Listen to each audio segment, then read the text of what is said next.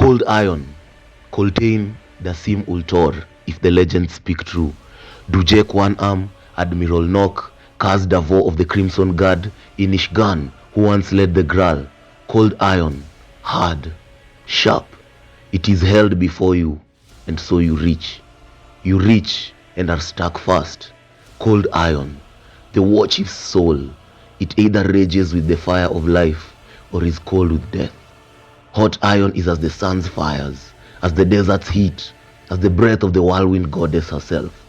Stick with me, weary travelers of the Malavas, as we categorize some of the most illustrious and prolific warlords, warchiefs, ascendants, champions, and commanders, and make a case of whether they are cold, hot iron, or both. Fena. Okay folks, where better to start talking about the soul of a warchief than the house of war itself? Fena, the boar of summer and fallen god of war, was definitely a mixture of both cold and hot. He knew the bloodlust and rage of war as well as implemented the clinical tactical details involved in war. Tog and Fandaray, definitely a cold iron couple them two.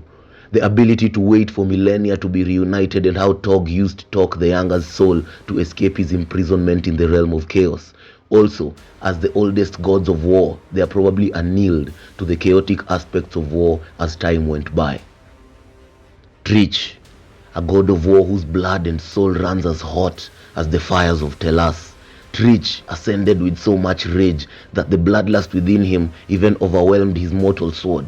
There were occasions in which Grantle had to try and calm Trich's bloodlust down. The same happened to Heboric, and he was also overwhelmed by Trich's bloodlust. Hood.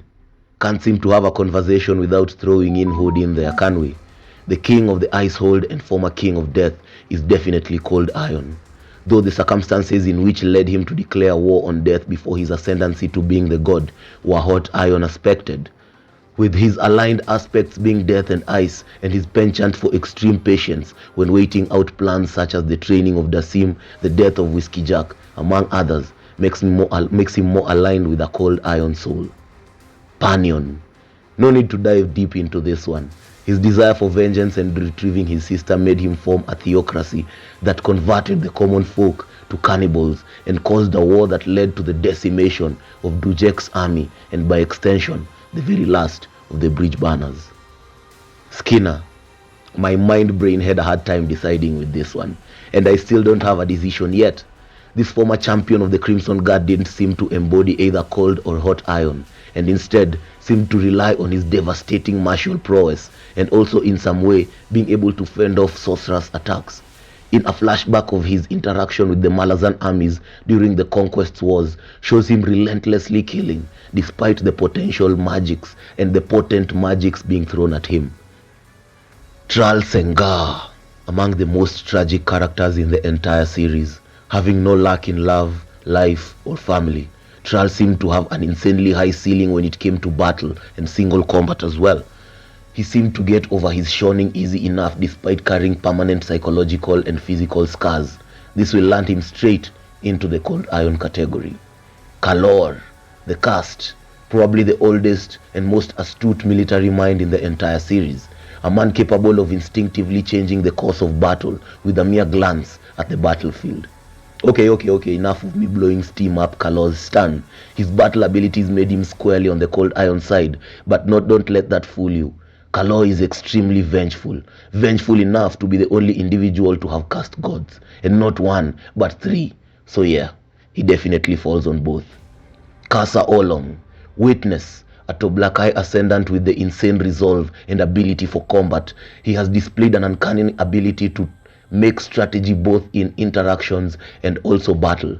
All this makes him squarely in the cold iron vicinity, but how he fought the Edu for committing genocide on Boatfinder's people made him hot iron as well. Leoman of the Flails, a man with the coldest ice running through his veins, if there ever was one. What he did to the 14th Army and the Army of Rebellion at Yigatan was definitely cold. Jesla and Stormy. This was an alternating brotherhood of souls. Look at their first interaction with Lostara and Pearl, for example. Stormy woke in a fit of rage, and it was Jesla who calmed him down. but just like is the man who gave his life to save a dog. Not really the definition of sanity there. Sister reference. Very cold in her assessment of scenarios, especially in assessing Khan's newfound power and also planning the failed Fokral Assail takeover of all Warrens and all existence. Parent siblings. This trio was balanced out as well because Ganos and Tavor displayed very cold iron traits in how they conducted warfare and implemented strategy, while Felicine was more driven by the urge and desire for vengeance for all the injustices committed against her. And who would blame her? Whiskey Jack. Before he ascended, Whiskey Jack started out as a marine under Dujek, and they both sailed under Catherine Crust before the formation of the Empire. He went to become the commander of the most legendary division in the Malazan military history, the Bridge Banners. With his years of battle hardening through being thrown from nightmare to nightmare, he was definitely cold iron. Caladan Brood, the rage of the warlord, shows some hot iron stuff, especially when especially when the eel pushed him a bit during the march against the Domin. But his familiarity with the nuances of waging war was very high cold iron level. I'm not at the end of my list, but I'm at the end of time. Let me know your thoughts in the comment section below. Smash a like on the video, subscribe, and like for more Malazan content like this. I am Aslan, and I'll catch you on the next one. Peace.